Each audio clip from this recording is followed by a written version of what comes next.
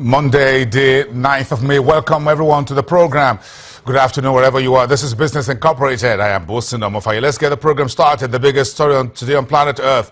Khalid Al-Falih replaces Ali Al-Naimi as Saudi Arabia's oil minister after more than 20 years in the saddle.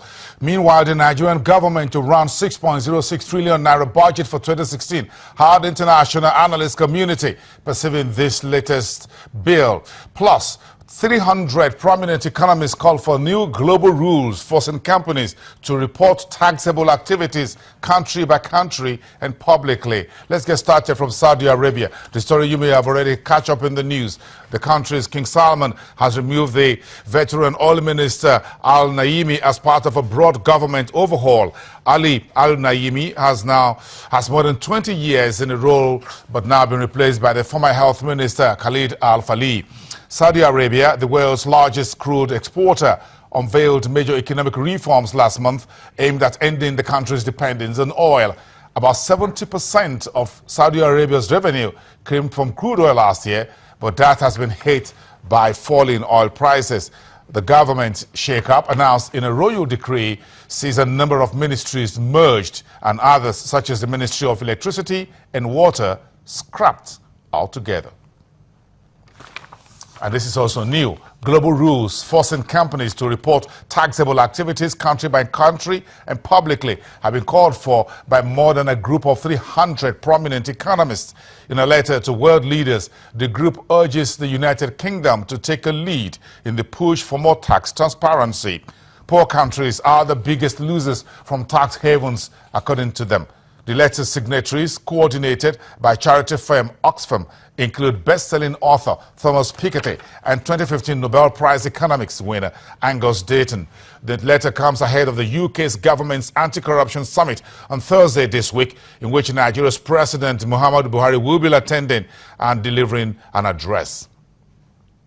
Now let's check through the market for the first trading day in the new week. Takata shares fell as much as 3.5% in money trade today before recovering as media reports suggested more recalls over 40 airbags supplied by the Japanese auto company. Honda shares rose 1.6% in Tokyo, while Takata shares down 0.3%. Japan's benchmark Nikkei 225 rose 0.75%. In China, shares fell in response to the disappointing trade data released on Sunday, which showed that both exports and imports fell more than expected in the month of April. The mainland benchmark Shanghai Composite fell 2.8%, while Hong Kong's Hang Seng fared better, rising 0.3%. In South Korea, the Kospi was off track 0.5%. Yeah, the biggest conversation, as you have heard, has to do with the Saudis' government replacing Ali Al-Naimi after 20 years being in the saddle. But a lot to talk about the European market. The Greek Parliament has ratified a new austerity measure. Quite a lot to chew from the European market space. Let's get over to Frankfurt Stock Exchange. Ulrich Bass is kicking off the trading week for us from the Frankfurt Stock Exchange there, and he's joining us live now to discuss this. He's a DWTV financial correspondent for Channels. Good afternoon, Ulrich. Let's get this conversation started. Let's start from Saudi Arabia. As far as the news wires is concerned, as far as the dispatches are concerned, how much do we know about the replacement of Ali Al-Naimi by a new oil minister in Saudi Arabia?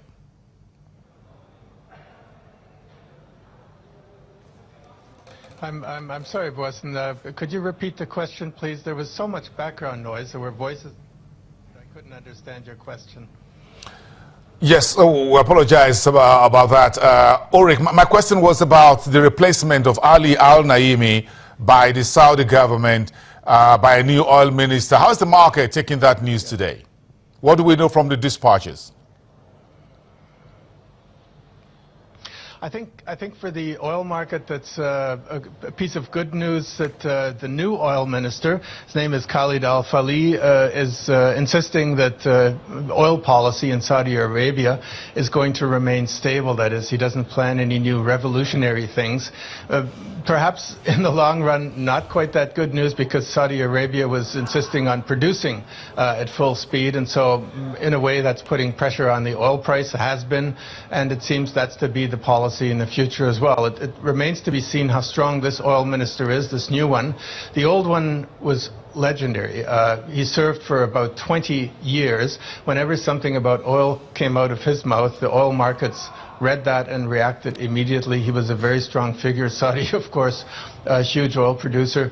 The new man surely knows his stuff as well. He was chairman of Aramco, world's largest oil company, perhaps soon to be taken public, would be the largest IPO ever undertaken. This all in a major government shakeup in Riyadh. Lots of other ministers exchanged as well. It's a major piece of news for the oil market. Here in the European markets, it's not having a detrimental effect on shares at all, though. Yes, it's a developing story, but let's talk about one story that's been developing for months, the Greek debt problem. Now, the parliament has signed off on the new austerity measures in order to meet those requirements for more financial aid from EU partners and institutions. Now, the question is this: how soon will the Greek crisis, debt crisis, how will it end? What is the take from the Frankfurt floor? Is there real progress being made here, Ulrich?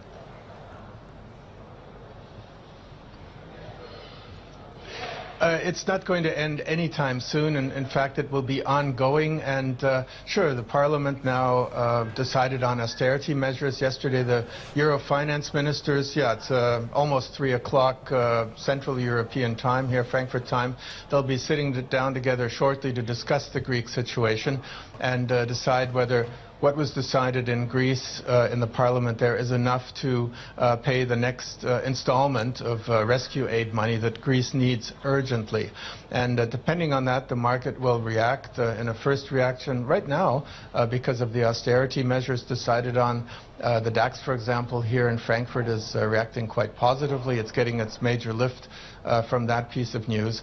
But it's unlikely that the measures decided or the next little bit of next billions of rescue money from the EU, from the institutions, will be enough to set Greece financially back on its feet. The economy is there's just too much wrong with it. It lacks competitiveness, it lacks substance. The state debt is way too high.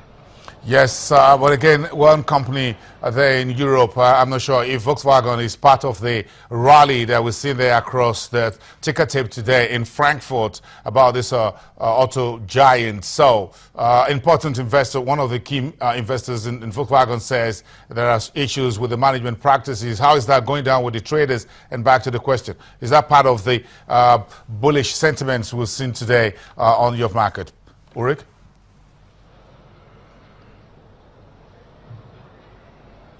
Yes, that's right. Volkswagen is leading the pack here. The share is jumping up. It's jumping up about 4%.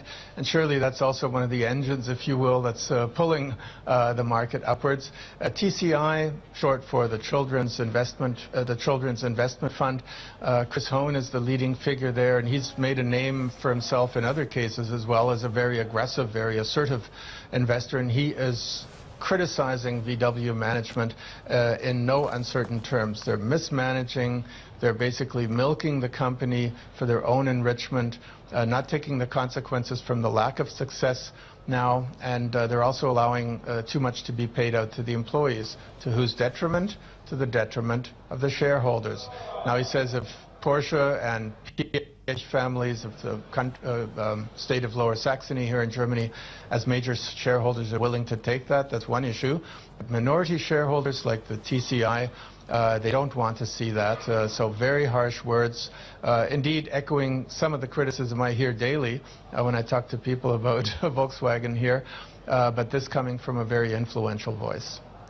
Okay, thank you so much for your view today. It's good to have you today, Ulrich, and we hope to have you till the rest of the week from the Frankfurt Stock Exchange, GWTV financial correspondent for Channels Television. Nigeria has 6.06 trillion budget on the street for 2016. Well, views are coming in from within Nigeria. What's the views from the outside, from the international analyst space? Let's cross over to London. After the break, we'll get some views from exotic partners. The chief economist, Alan Cameron.